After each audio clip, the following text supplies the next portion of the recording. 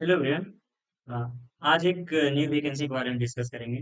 ये जो वैकेंसी है ये एनपीसीआई है, यानी nuclear power corporation of India limited की तरफ से आया है।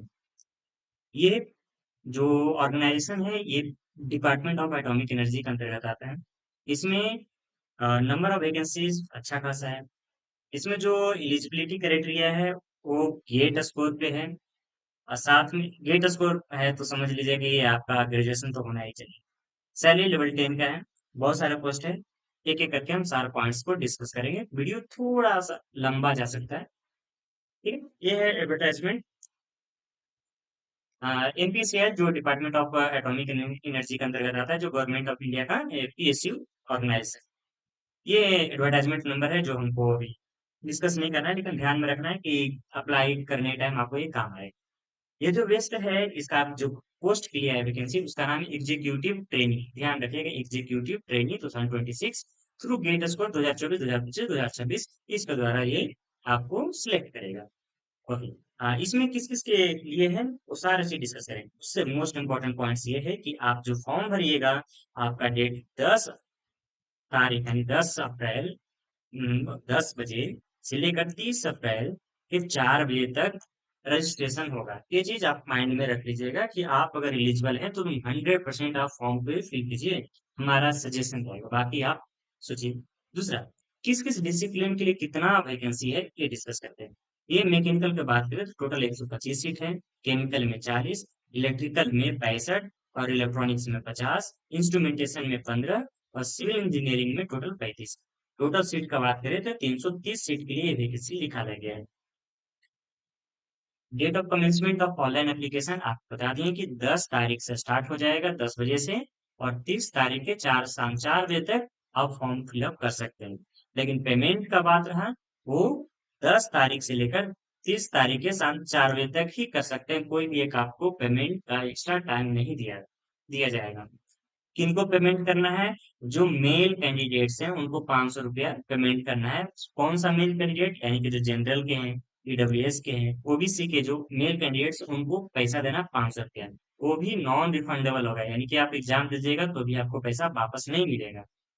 जितने भी फीमेल कैटेगरी हैं के लोग हैं, और जो लोग एस सी एस टी से बिलोंग करते हैं, या पीडब्ल्यूबीडी से, या एक्स सर्विसमैन है, या डिफेंस पर्सनल्स हैं से रिलेटेड करते हैं, तो उनको एग्जेम्पशन मिलेगा। मतलब वो पैसा उनको देने की जरूरत नहीं है, 0 रुपया लगेगा।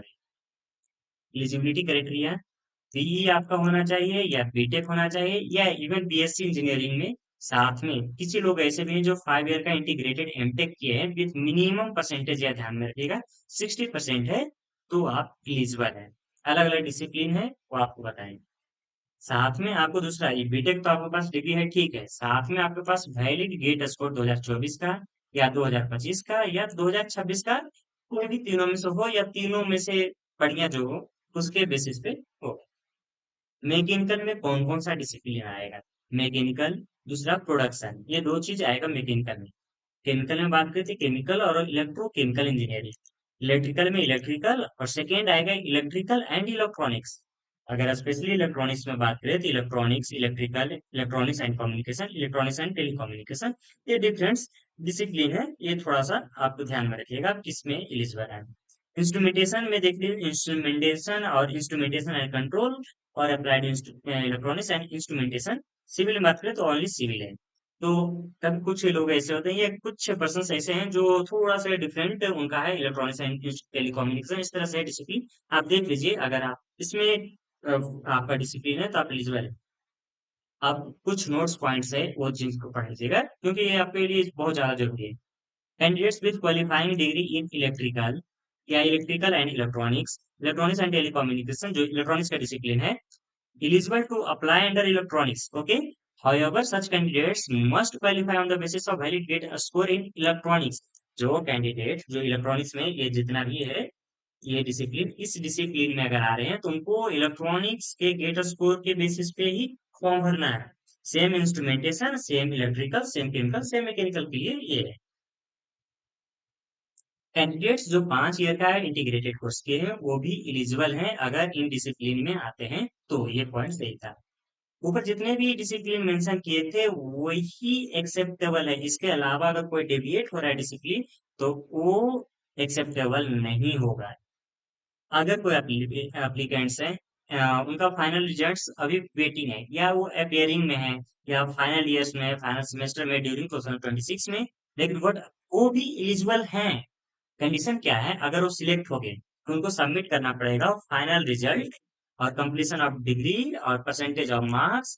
कब तक? ऑन और बिफोर 30 नवंबर 2026 तक, यानी 30 नवंबर 2026 तक आपको सबमिट करना है। और ध्यान में ये भी रखना है कि आपका मार्क्स 60% से कम नहीं होना है। ओके। नेक्स्ट इंपॉर्टेंट चीज, कुछ लोग ऐसे हैं जो प्रोफेशनल कोर्स करते हैं, यानी कि पार्ट टाइम। जो रेगुलर कोर्स किए हैं, एजुकेशनल डिग्री लिए हैं, वही एलिजिबल हैं। जो पार्ट टाइम किए हैं या डिस्टेंस किए हैं या कहीं और से किए हैं किसी अदर तरीका का, तो वो नहीं चलेगा, रेगुलर एजुकेशनल डिग्री चलेगा। एज रिलैक्सेशन का बात करें तो एज ऑन डेट 30 अप्रैल के पास रखा गया है, यानी कि उनका जनरल के लिए और ईडब्ल्यूएस के लिए 26 साल होना चाहिए मैक्सिमम, और ओबीसी के लिए 29 और एस सी एस टी के लिए 31 साल। ऑन और बिफोर बात करें, 30 तारीख रखा गया है। 30 तारीख 2000 अगर ये जनरल के लिए तो एलिजिबल है, उसके बाद, यानी कि उससे पहले तो एलिजिबल नहीं, उसके बाद है तो एलिजिबल है। साथ में ओबीसी का है, ये एस सी एस टी का है, साथ में रिलैक्सेशन आपको मिल जाएगा, आप देख लीजिएगा। हाँ। नेक्स्ट सिलेक्शन का प्रोसेस का बात कर लेते हैं। आपको पहले बताएं कि आपको बीई बीटेक होना चाहिए। दूसरा, अगर उसमें आप फील्ड में एलिजिबल हैं तो आपका गेट स्कोर होना चाहिए, गेट 2024, 2025, 2026, किसी भी तीनों में से है या तीनों है, जिसमें बेहतर है वो एक स्कोर होना चाहिए, तो आप क्वालिफाइड स्कोर होना चाहिए, तो आप एलिजिबल है। किसके लिए? एग्जीक्यूटिव ट्रेनिंग 2026 का जो पोस्ट है उसके लिए। कितने लोगों को बुलाया जाएगा, शॉर्टलिस्ट करेंगे जब आप फॉर्म भरेंगे तो आप गेट स्कोर के बेसिस पे 1:12, यानी कि एक पोस्ट पे 12 लोगों को बुलाएंगे, इस तरह से इंटरव्यू लेंगे उनका। जिनका जो भी कैंडिडेट्स एक मार्क्स है, यानी सेम मार्क्स आ गया, किसी का मान लीजिए 35 मार्क्स है, ठीक है, तो और भी वैसा 10 कैंडिडेट्स है जिनका 35 मार्क्स है, तो दो दसों के दसों एलिजिबल होंगे इंटरव्यू के लिए, ठीक है। तो जितने भी कैंडिडेट्स का गेट स्कोर सेम रहेगा वो सभी के सभी एलिजिबल होंगे, ठीक है। अगर उससे पहले 2023 2024 से पहले का कोई स्कोर है तो आप एलिजिबल नहीं होंगे, इस चीज का ध्यान रखिएगा। दूसरा, गेट स्कोर जितने भी हैं सब एज क्राइटेरिया रखा जाएगा, जिसका कोई भी वेटेज नहीं दिया जाएगा।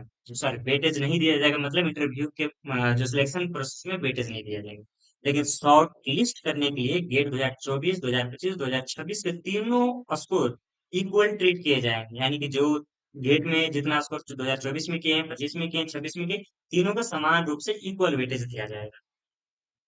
और पीडब्ल्यूबीडी कैंडिडेट्स है उनका सेपरेट बनाया जाएगा, शॉर्टलिस्ट किया जाएगा, जिनको उनको भी 1:12 के रेशियो में बुलाया जाएगा।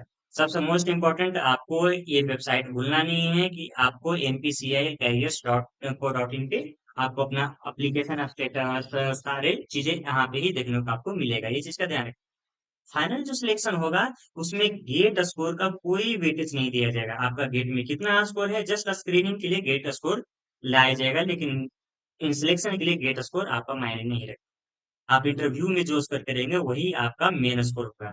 तो अनरिजर्व्ड के लिए क्वालिफाइंग मार्क्स है 70%, और S C S T EWS OBC ओबीसी और पीडब्ल्यूबीडी के लिए 60% रखा गया है क्वालिफाइड। और बात करें पीडब्ल्यूबीडी कैंडिडेट्स के लिए, इनके लिए सेपरेट मेरिट लिस्ट बनाया जाएगा। टाइप ब्रेकिंग की प्रिंसिपल क्या है, मतलब ये कि कोई कैंडिडेट्स हैं जिनका सेम स्कोर आ गया इंटरव्यू में, तो जिनका इंटरव्यू में सेम मार्क्स आया और गेट में स्कोर जिनका ज्यादा होगा सबसे पहले उनको प्रायोरिटी। अगर गेट में भी बराबर आ गया, इंटरव्यू में भी बराबर आ गया, तो जो सीनियर होंगे उनको प्रायोरिटी दिया जाएगा।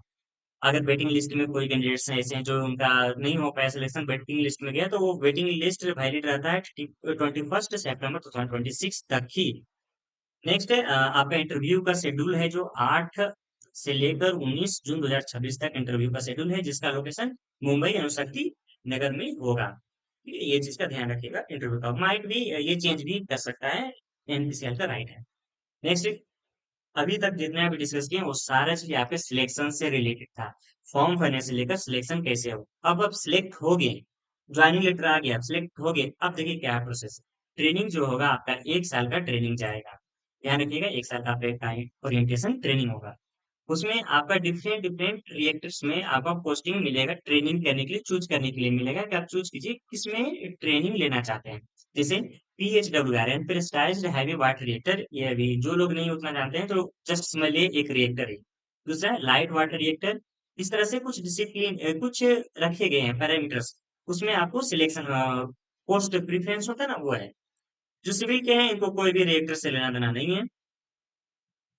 स्टाइपेंड मतलब जब ट्रेनिंग रहेगा तो आपको पैसा चाहिए ना, तो वो पैसा कितना देगा? मंथली आपको 74,000 रुपया पर महीना आपको 1 तारीख को क्रेडिट हो जाएगा। साथ में 1 साल में आपको वन टाइम 30,000 रुपया का बुक लाइसेंस देगा, यानी कि पढ़ने के लिए जो किताब खरीदेगा ना उसके लिए 30,000 रुपया देगा। Mandatory lodging boarding accommodation provided by MPCL, यानी कि खाने पीने जितना भी चीज है ये सब का सारा खर्चा एमपीसीएल उठाएगा, आप टेंशन ना लीजिए।